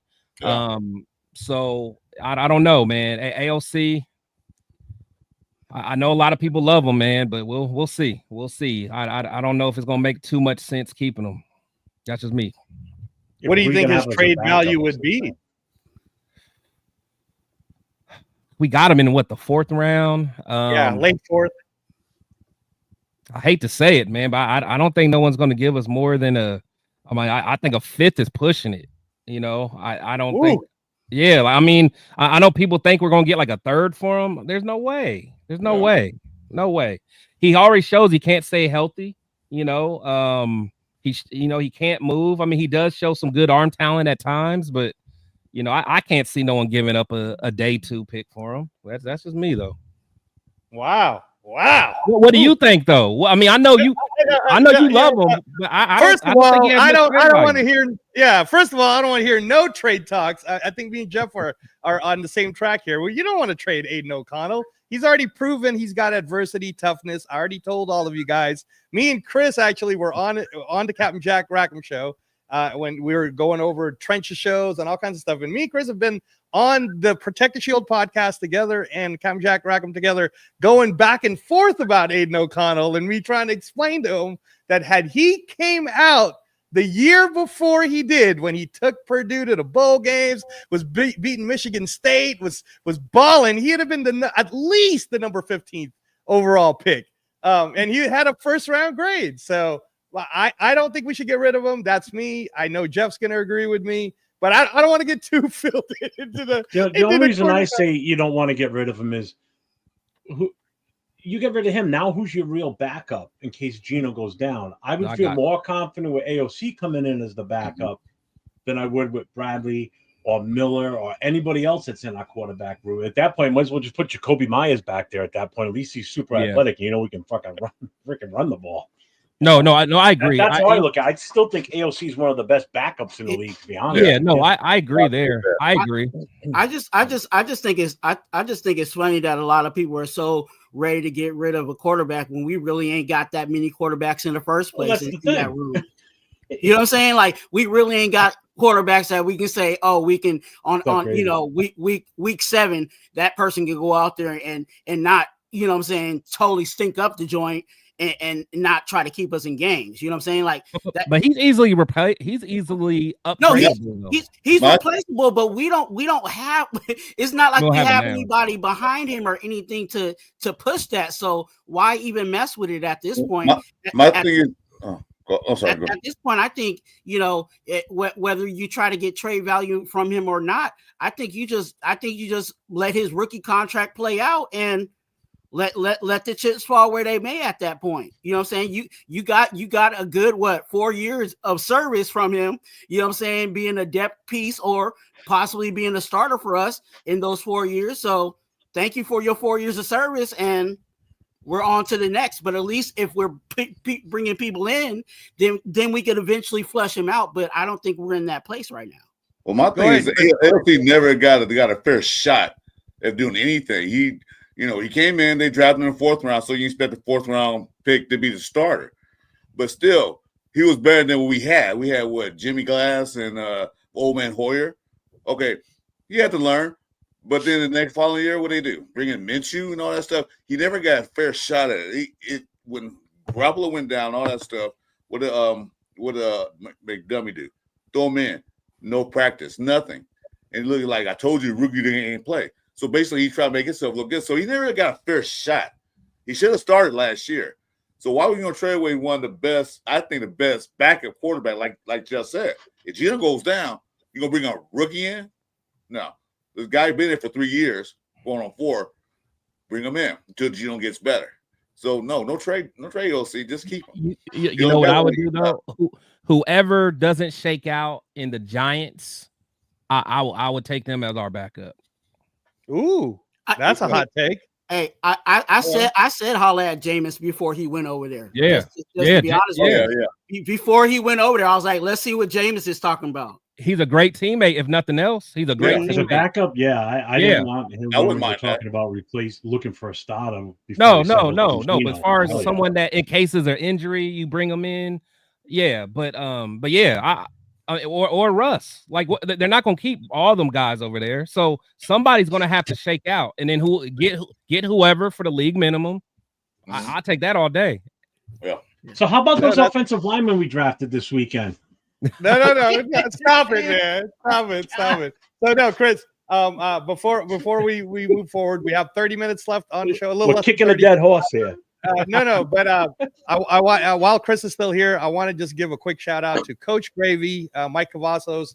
He's my for the longest time for when I was with you guys, when I was on Protect the Shield podcast last few years, I'd always be Raider transplant. I was the only liver transplant. I'm coming on, right? Then my brother, God bless him, got his liver transplant. He's in recovery right now, 4 months. We pray for him all the time. He's doing so great. He was on a show for like 12 hours. It was insane. I don't know how this guy has that much energy. 4 months talking shit the whole time. Just like Gravy does. We love you, Coach Gravy. April is Donate Life Month. We appreciate you, bro. And thank you to all the organ all the people who consider organ donation out there. That's the reason why me and Coach Gravy are alive today. So thank you guys. And then without further ado, Chris, I know you got to leave, but before you do, I got to bring in a man who there's not a lot of us Asians, representing the nation on camera. And as you know, Chris has been pushing me to do my own channel since like 2023, I think. And he knows that the recovery for a liver transplant takes a long time. But in the meantime, I started watching this guy who I still haven't seen, even though we live like 15 minutes away from each other here in Las Vegas. I still haven't seen him personally, but I see him on the shows all the time. He's been on the Captain Jack Rackham show a few times. And if you guys want solid information, I mean, like deep level stuff, draft, and I'm talking about recent times too, because when we were on Jeff's show, he's the one that said, well, I like Cody Lindenberg, when I was trying to say I like Jackson Woodard. And this is the guy who gets credit for us taking Cody Lindenberg. I can't say enough about this man. Paul, or as you know him, 805 Raider. Welcome to the Captain Jack Rackham Show here on Roku channel. What's going on, guys? Hey, I appreciate you guys letting me jump on for a second. And Angelo, I appreciate the intro. Our Raiders haven't drafted so well, so I'm not sure if me bragging about Cody Lindenberg will actually pan out. But I'll take the credit where I can grab it. All right.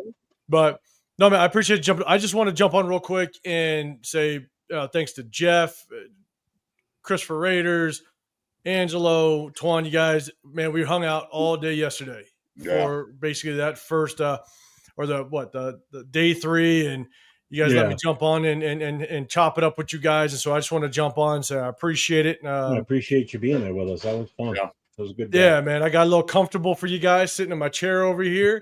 The guns out. Yeah, the guns out too. It was good. I'm away today. The best guesting Paul ever did for the Jeff show is he called in at like 2 in the morning or 1 in the morning. It was really late. He was super happy. You remember that night, Jeff? He was super happy that we did what we did, and he was like 2 bottles in. We're gonna call it happy. Yes, I was. Wait, was that the Adam Butler day? That was the Adam Butler day. Oh wow, yeah. Oh yeah. He was on one. He stumbled into the show with a bottle in his hand. It was fucking great. He was feeling good.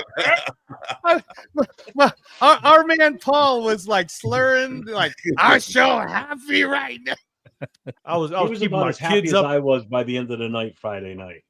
I was keeping my kids up in the house. It was bad. It was bad. It was, I think it was a comment from somebody in the live yesterday and asked, hey, do you guys ever go back and learn from what you did in the past? And my instant answer was, yeah, I think I learned from that one. Maybe I'll keep the bottle hidden around the corner. So yeah, that was a good one, man. But I want to jump on here just real quick. I know you guys only have about 30 minutes, but just want to say, hey, appreciate it. Thanks for letting me jump on and chop it up with you guys. And now, before you go, we do want to get that overall take, kind of like what Chris did, because I know you got to jump on to your show. Which, by the way, if you guys aren't following him yet, please subscribe. Please like. He does a show just about every day. Severe. We just ended. Yeah, they just finished. Oh, you just ended it. Okay, we just ended. If you guys are jumping on to this one now, I have to just get to the wife and kids because I was up with the draft for the last 3 days, and so I'm like, okay.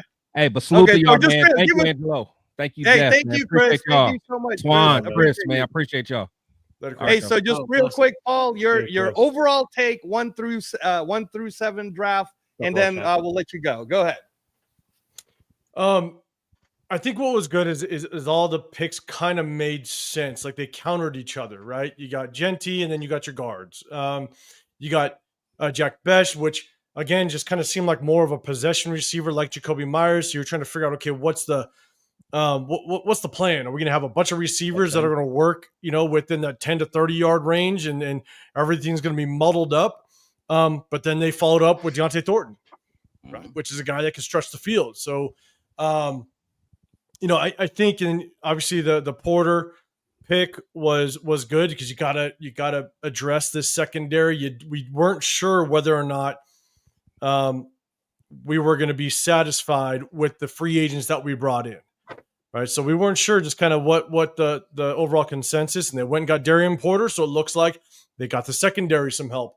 I wish we would have gotten a linebacker a little bit earlier. Yeah, we got Lindenberg, which was great, but you don't expect much from a 7th rounder. You don't expect a 7th rounder to come in and make a massive move. And as much as I like the kid, he's still a 7th rounder. You just don't know what you're going to get truly out of him at this level. I wish we would have maybe taken an earlier pick, like the Hemingway pick. There's an overall consensus that we probably could have gotten Hemingway a little bit later. And if we would have done that and picked a linebacker in that position, I think that would have made more sense. But we didn't. But I think overall, we addressed a lot of the needs. A lot of the picks complemented each other. And I think you can clearly say that this offense got better. This offense got better. We addressed the offensive line. We got Genty. Deontay Thornton's going to take the top off the defense, which is something we haven't had last year. We thought Trey Tucker could be it. Maybe he still can be. But what we've seen so far, he struggles with separation, and that has to do with a lot of route running. His ability to just be more efficient in his route running and being able to get defenders, manipulate defenders' bodies to turn, and then he cuts at the right time. I just don't think he has it, and he hasn't been able to get that separation. So hopefully that is going to allow him to be more of, I guess, to really see what we have out of him. I think that's the biggest thing is before we move on from Trey Tucker, we got to figure out exactly what we have. And I think Deontay Thornton's going to help him kind of be more of that receiver that can expose zone coverages and run a lot of crossers where he can get from one side to the other side. And let's see if those DBs can keep up with him. Let's just hope we can see more out of him.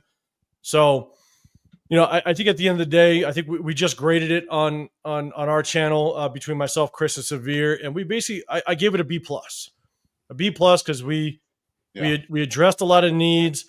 Those back-to-back quarterbacks in the 6th round was a little iffy, but the only thing I can think of that would potentially justify making those picks is you had an early 7th round. You had one early 7th round. It did look like they probably targeted that linebacker because they missed on linebackers early. If you let certain quarterbacks get to the outside of the draft and now they become undrafted free agents, I'm not versed on that process. I'll be honest. I don't know how that process is, but I could see that maybe in their minds, if they're high on those guys, you let them become undrafted free agents. Now it's a bidding war, it sounds like. And if you really like those guys, don't let them get to the undrafted free agents. Yeah.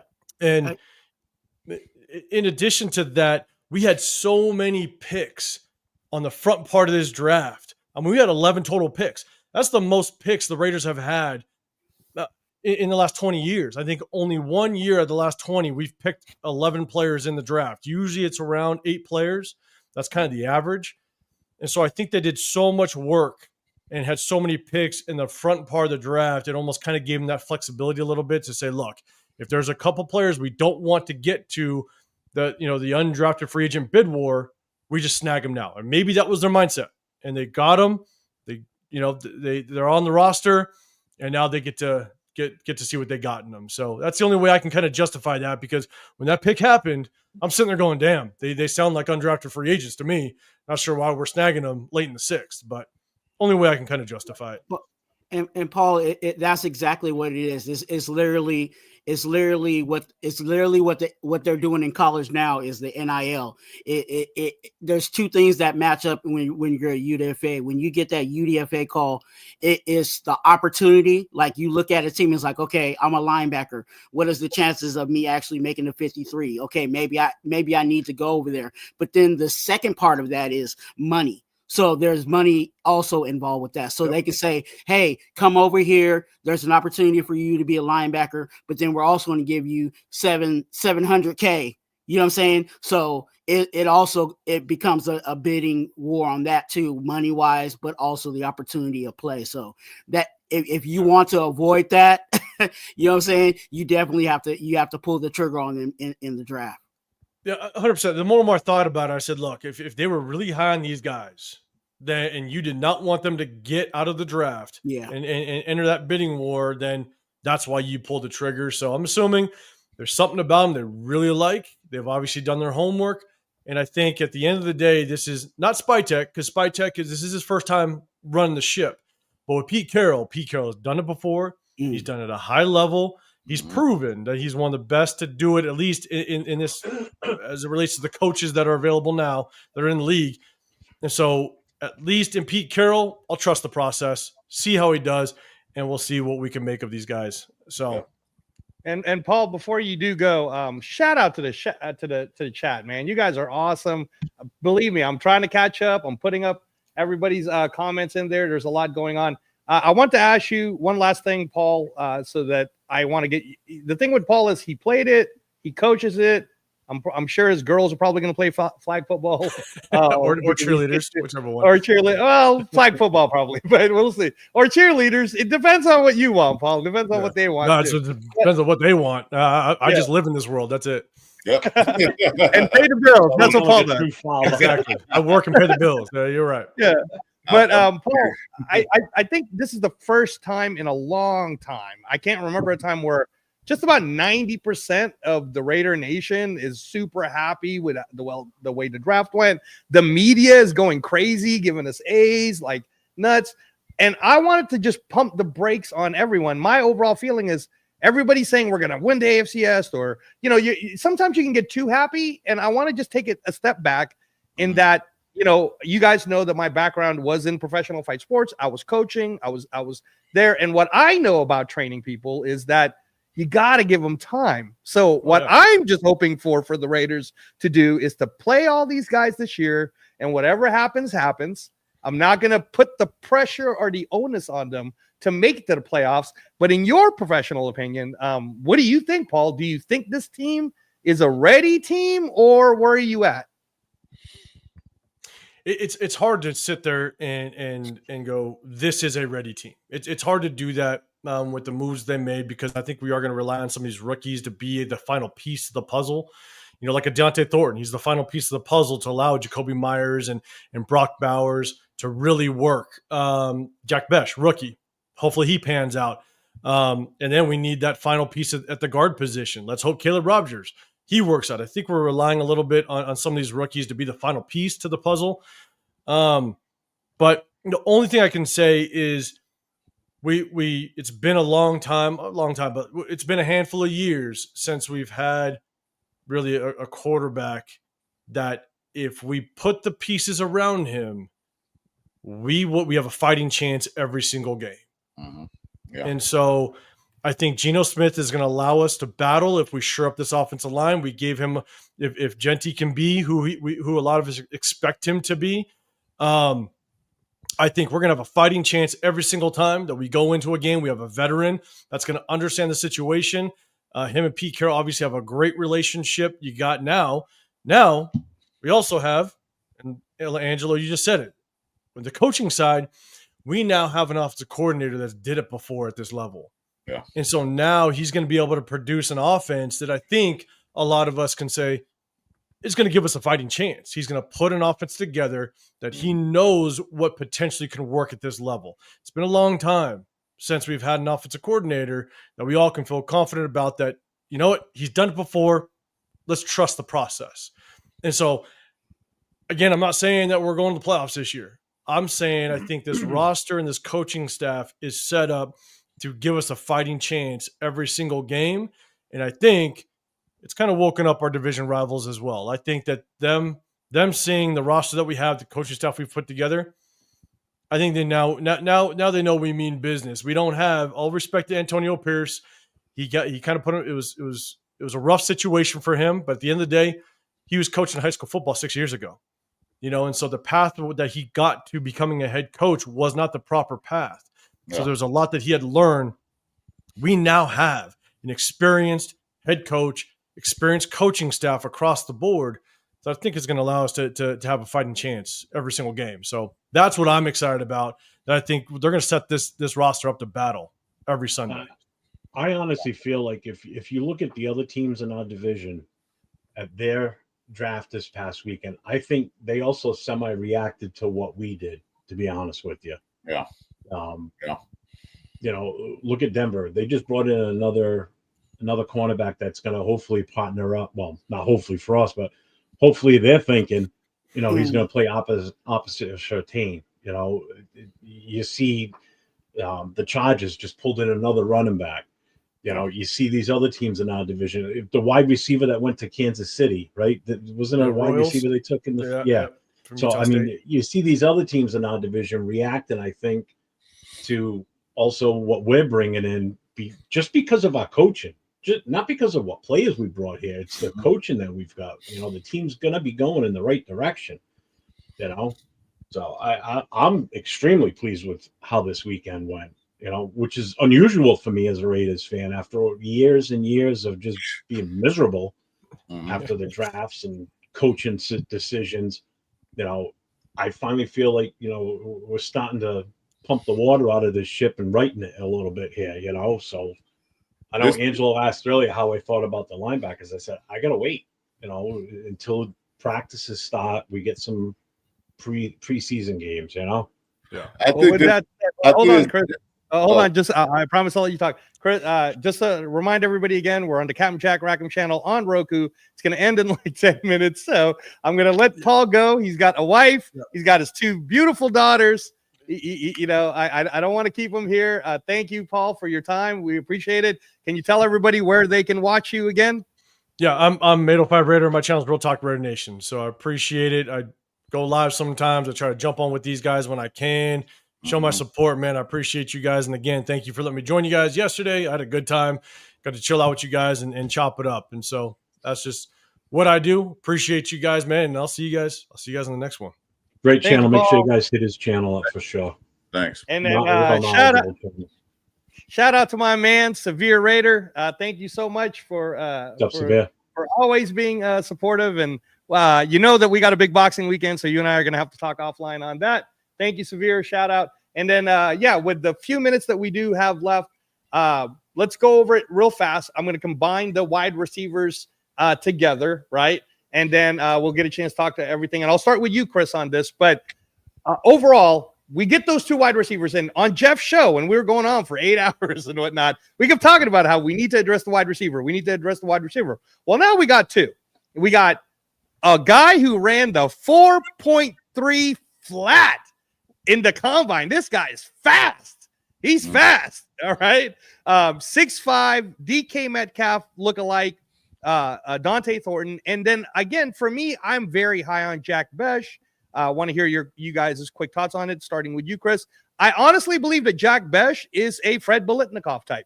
He catches the ball. Doesn't matter where you throw it. He'll catch the ball, and he's tough, and he's gritty, and he doesn't give a F.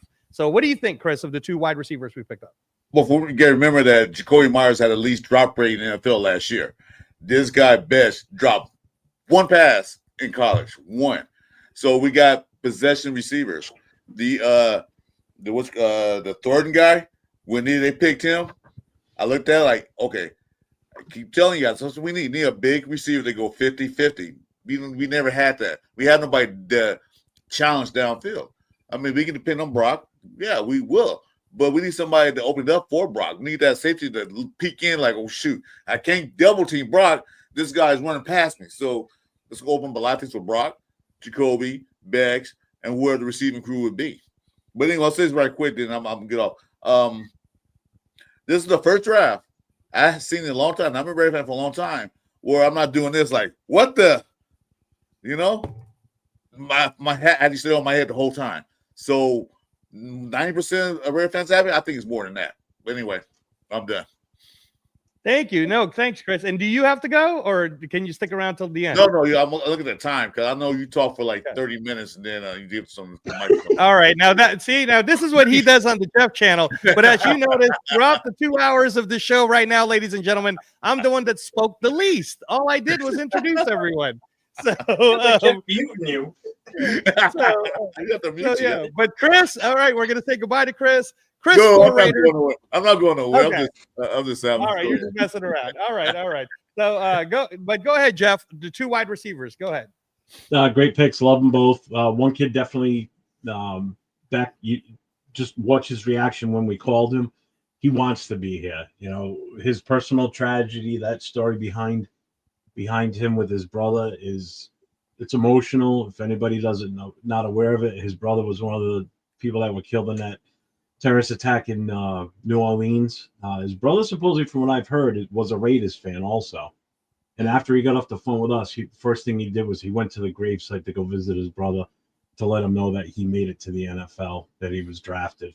So this kid wants to be a Raider, which makes you feel even better that, you know, he wants to be here and perform for this team. So let's hope that, you know, it works out.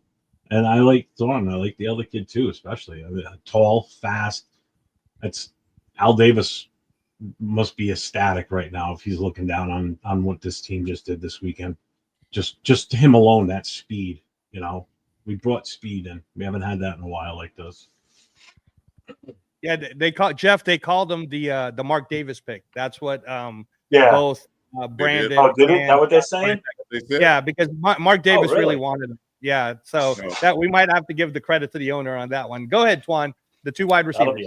Yeah, I think there's one that you can just rip him out the plastic and he's ready to go, and I think that's Jack Best. I think he's just a plug and go type of wide receiver. I don't think there's much he has to work on. Of course, there's going to be adjustments because he is a rookie going into the NFL. But when you talk about Thornton does have the measurables. Yes, he's fast and all of that stuff, but he's more of a one-trick pony. And unfortunately, you know, he's going to have to build on that. He's going to have to develop the route tree, you know what I'm saying, bigger than just the slant and the go route. You know, in college, a lot of times these wide receivers, if they're really good at one thing, that's what their coaches make them do, because of course it's a production organization in regards to, you know, college football. So if all he can do is run a 9-yard, then that, you know, run that 9 route, then that's what they're going to have him do. So when he gets here, there's going to be some lumps because he's going to have to learn the whole route tree for him to be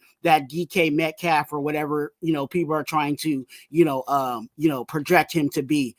So he's still considered a project. So we have one guy that's ready to go, and then one that I think is still a work in progress. All right. And then let's cap it off, because we went over it. I mean, Chris kind of talked about Tonka Hemingway and everything else. And if you guys want more content, you go to Jeff's channel on 401 Raider Jeff, or as I usually Google it, NE Raider Booster Club, and then it shows up. But if Jeff's doing a show after this, talk more, that's fine. Captain Jack show's about to end. So I have to say that with the final, I guess the final pick we would talk about, because we can talk about Genty all we want, but let's focus on what everybody's excited about, which is Darian Porter, a Richard Sherman lookalike, a guy who played wide receiver for 4 years. Quick thoughts on him, Twan, starting with you. What I saw on tape, just one thing that really stuck out to me was on tape, he was very comfortable when the ball was in the air. And that's where a lot of people get flags and stuff in regards to being a cornerback. So it seems like he's very comfortable, guarding, and he's going to learn, because he's not completely versed at being a corner. He still has to learn and grow there. But when the ball is in the air, he's very comfortable. And I think that'll help us with not getting too many pass interferences. Great. Chris? Yeah, well, like that, Darren Porter, yeah, with Pete Carroll being the DB coach back in his history, he's going to teach him, because he's only been a DB for 3 years. He was a wide receiver first, so he knows the route trees of receivers, so he can stick with them. But like I said, he got to learn a few things. I think he probably be a rotational guy for now, bring him on special occasions. But like I said, Pete Carroll's DB coach, so he's going to coach him up. So I think when he picked him, I was happy. He's big, strong, and he's fast. So I think. And Jeff, DB back good, yes. Offensive line even better. I wanted to talk about them, but we don't have time now. Well, we can do it on your show. And again, I in fact, we did a lot, but we can even break down the info even more if you want to do it on your show on 401 Raider Jeff on the YouTube channel, or at Chris4 Raiders on the YouTube channel. Twan's got a channel, everybody. So go to Raider Twan at the YouTube channel. And, just last thing for me before I say my goodbyes. So I want to thank you. All of you guys are always awesome. I appreciate all your knowledge. Every single person here has such a good insight, and we have a lot of fun. You and me, Chris, we have a good time, right? Angelo, without you, the show was boring, man. I had to fight with somebody. You're the only person. I'll fight with Jeff because he always, he drink his coffee and don't say anything. So yes, sir. And of course, we want to thank Captain Jack, who's in Green Bay. Thank you for letting us continue to share our thoughts on your channel. I talk too much. Captain Jack Rackham channel is always on the Roku channel, Thursday nights, 6 p.m. Pacific, 9 p.m. Eastern, and Sunday nights, 6 p.m. Pacific, 9 p.m. Eastern. There might be a show on Tuesday. Jeff might open up after this show, but we just want to say good night. Thank you to the chat. Thank you, everyone. Go Raider Nation. Everybody. Let's do it.